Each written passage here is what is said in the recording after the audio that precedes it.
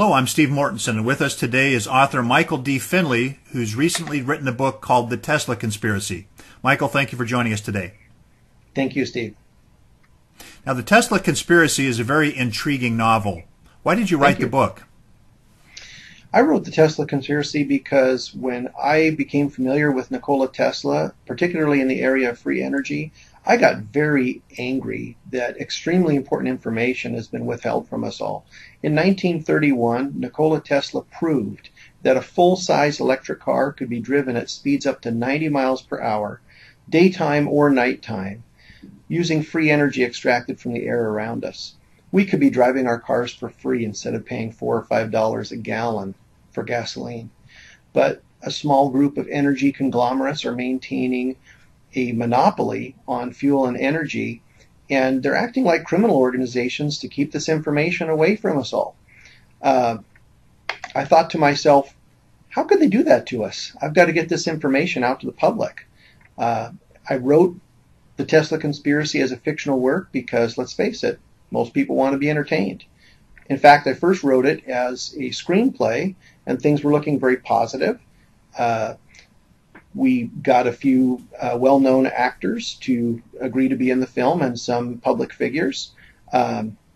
We were lining up investors, and then we ran into a conspiracy to stop the film. This is all documented on our website, theteslaconspiracy.com. The director had his mail interfered with. He was followed. I had my mail interfered with. I received untraceable death threats by voicemail and email. Our slate of investors stopped returning phone calls. They wouldn't respond to letters.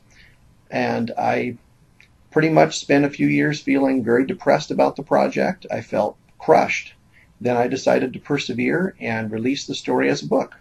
I ran into renewed efforts to intimidate me and stop me from releasing the information to the public, but it's now available on paperback and as a Kindle ebook. So why do you believe this information is so important? People can't afford to pay $4 or $5 a gallon for gas. Every year, elderly people die from heat waves and cold spells when they can't afford to heat or cool their homes. Families struggle to provide for their children and to keep them cool in heat waves.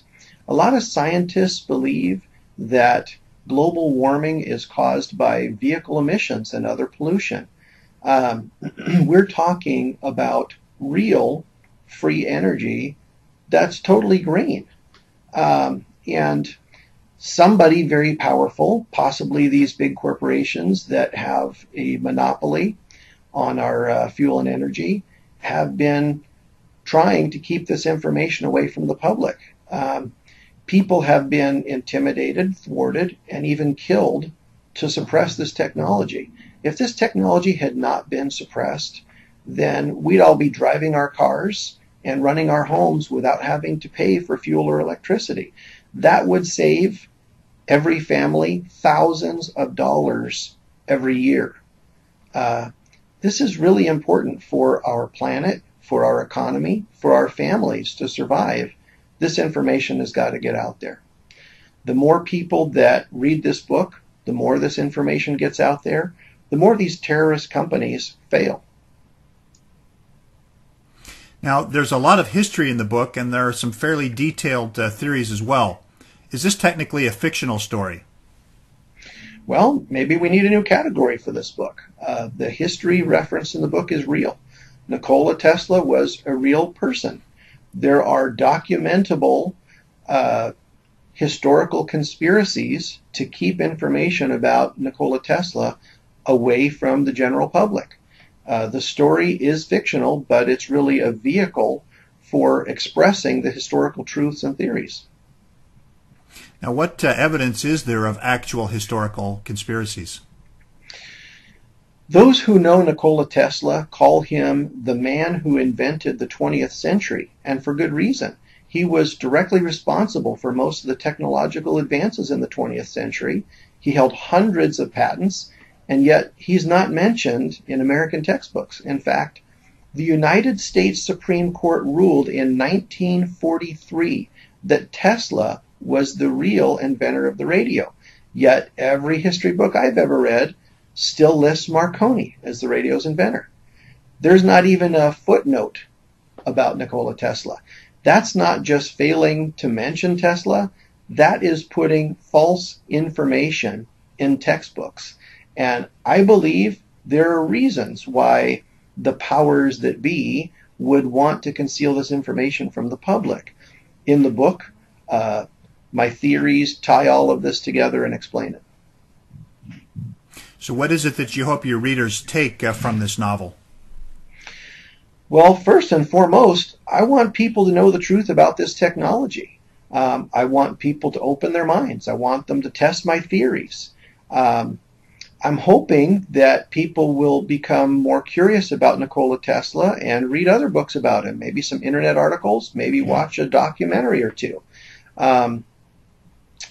But most of all, I want them to enjoy the book. I want them to be fascinated with the mystery as it unfolds. I want them to have trouble putting the book down as it builds into a tense thriller. At the end, I'm hoping people will be as angry as I am that extremely important information and technology has been withheld from the American public. So where can people get a hold of a copy of The Tesla Conspiracy?